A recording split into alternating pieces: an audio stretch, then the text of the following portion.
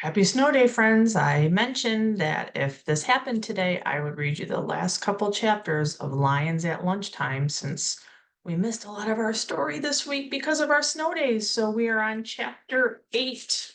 It says, the warrior stared back at Jack and Annie. We were helping one of your honey guides, said Annie. The warrior was still as a statue. We didn't mean to steal anything, Jack said. In fact, it's all yours. We've had enough. Lots of good honey still here, Annie said, smiling. The warrior narrowed his eyes. Is he hungry? Jack wondered. I'm sorry we were trespassing, said Jack. We come in peace, and in fact, we bring gifts. He picked up his backpack and held it out to the warrior. The warrior still didn't move. This, Jack held up his book. Nothing. Jack reached in his pack.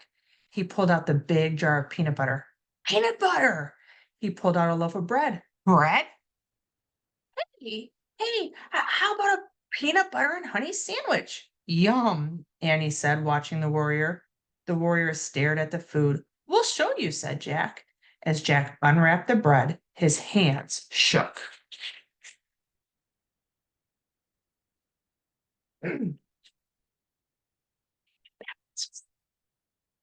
Annie opened the jar. We don't have anything to spread with, she said. Use your fingers, said Jack. Excuse me, Annie said to the warrior. I have to use my fingers, but they're pretty clean. An elephant just do it, Annie, said Jack. Okay. She spread the peanut butter onto a slice of bread with her fingers. At the same time, Jack spread the honey from the beehive on another slice. Jack and Annie put their pieces of bread together. Ta-da, said Annie, handing the sandwich to the warrior. The warrior took the sandwich, but he didn't eat it. He just looked at it. Let's make sandwiches for us too, said Jack, so he doesn't have to eat alone. They quickly made 2 more sandwiches. See, like this, said Annie. She bit into her sandwich. Yum, yum. Jack took a bite. He said. It was really good. Finally, the warrior bit into his sandwich. He chewed loudly. This is called a picnic, said Annie. They ate their sandwiches in silence. Then they finished. Jack screwed the lid back on the peanut butter. Not bad, huh? He said. The warrior smiled. He had a kind, dignified smile. Jack and Annie smiled back at him. Then the warrior turned gracefully and vanished into the trees. Oh man, said Jack. Part of him wanted to follow the silent warrior through the shadowy forest. Really? Annie asked slightly. Mm-hmm. Jack nodded. Annie started to go. Wait, said Jack. He put away the peanut butter and bread. We're going back to the treehouse, right? We're not going to do anything silly like resume anything or chase birds, right? Those things aren't silly, said Annie.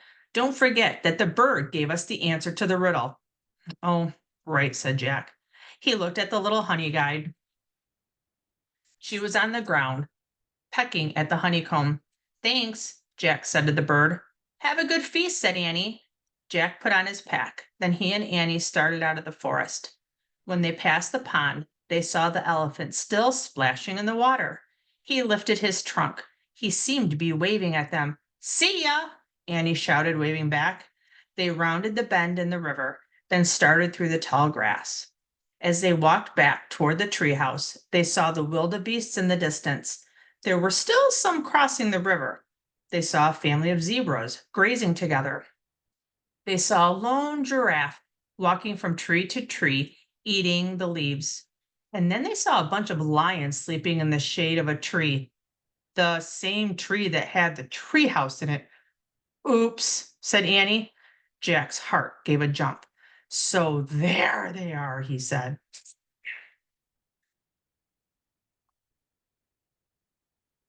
Chapter 9, Tiptoe. Jack and Annie crouched in the tall grass.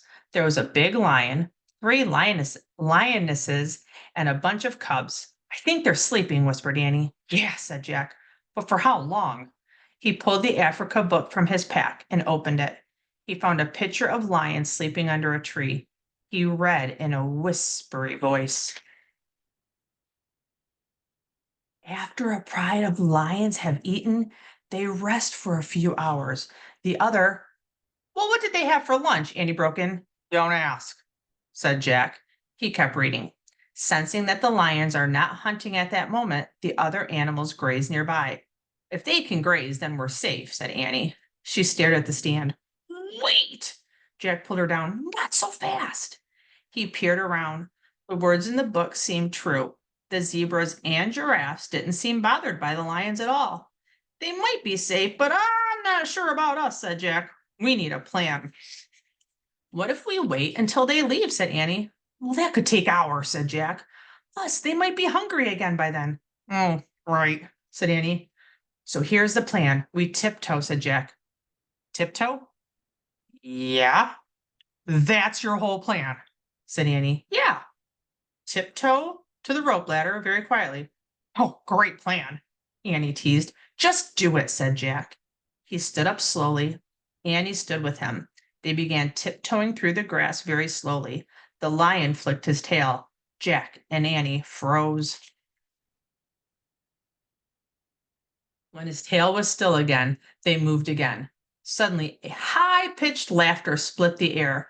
Jack and Annie stopped. The hyenas were back. They were standing off to the side watching Jack and Annie.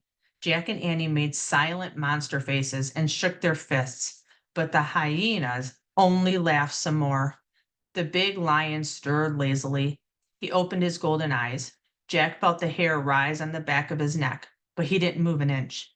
The lion lifted his head and yawned. His giant teeth gleamed in the sunlight. The lion turned his head as he looked around sleepily. Jack held his breath as the lion's gaze rested on him. The lion sat straight up. His piercing yellow eyes met Jack's. Jack's heart raced. His mind raced. He remembered something he'd read. Lions avoid giraffes. Jack looked around. There was a giraffe walking toward the tree that the magic treehouse was in, and suddenly he had a new plan. Get under that giraffe, he whispered. Now you're the one being nuts, said Annie. But Jack grabbed her hand. He pulled her over to the giraffe and underneath it. The giraffe's legs were so long, Jack and Annie could stand up under it. Jack's head barely brushed the giraffe's golden belly. The tall creature froze for a few seconds. Then she moved slowly toward the tree. Jack and Annie walked in the same rhythm as the giraffe. They got closer and closer to the treehouse and closer to the pride of lions. The big lion stood up. He watched them moving under the giraffe. When the rope ladder was just a few feet away, Jack and Annie dashed out from under the giraffe to the rope ladder. Annie scrambled up first, as Jack followed right behind her. As they climbed, the lion growled and leaped at the ladder. The hyenas laughed. Jack climbed faster than he'd ever climbed. He leaped after Annie into the treehouse.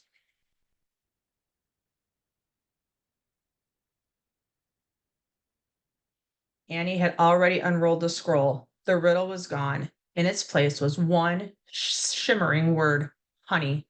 Jack grabbed the Pennsylvania book. He opened it and found the picture of the Frog Creek woods. I wish we could go there, he said. Just then the giraffe stuck its head through the window. Bye, honey, said Annie, and she kissed the giraffe's nose. The wind started to blow. The treehouse started to spin. It spun faster and faster. Then everything was still. Absolutely still. Chapter 10, After Lunch. Jack opened his eyes. His heart was still racing. Hyena laughter still rang in his ears. We made it, said Annie. Yes, said Jack, but it was very close. Jack took another moment to calm down. Then he pulled the Africa book out of his pack and put it with the other books. Annie put the scroll with the other two scrolls. The giraffe was the true honey on that trip, she said. Sweet and golden, with danger all around it. Yep, said Jack. And now we have just one riddle to go. Yep, said Annie. Ready? Ready? She started down the ladder. Jack followed. Then they hit the ground. They walked through the sunlit woods. It's time for lunch, said Jack. I'm full from our picnic, said Annie. Same here, said Jack. What do we tell Mom? Said Annie. We say we ate our sandwiches coming back from the store, said Jack. What if she asks why? Said Annie. Just say we had a picnic with a Messiah warrior from Africa, said Jack. Annie laughed. Right, she said, because we didn't want him to be mad at us for taking his honey. Right, said Jack. The honey from the beehive that a honey guy led us to. Right. And what happened after an elephant gave me a shower and we scared off two hyenas.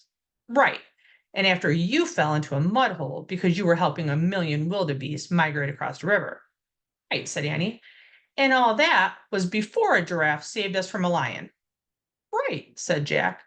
Jack and Annie left the Frog Creek woods and started up the sunny street. They were silent for a moment. Then Jack pushed his glasses into place. We better just say we ate our sandwiches on the way home from the store, he said. Right, said Annie. And if Mom asks why, started Jack, we'll just say it was a really long story, said Annie. Right, said Jack. With like 10 chapters. Annie laughed. Good plan, she said. Very good plan, said Jack. They crossed their yard, they went up their steps, and through their front door. We're back, Annie shouted. Great, called their mom. Ready for lunch? The end. And our next one is Polar Bears Past Bedtime. Well, hopefully you got to listen to this story, maybe close to lunchtime. Enjoy your snow day, and I will see you on Tuesday. Bye, friends.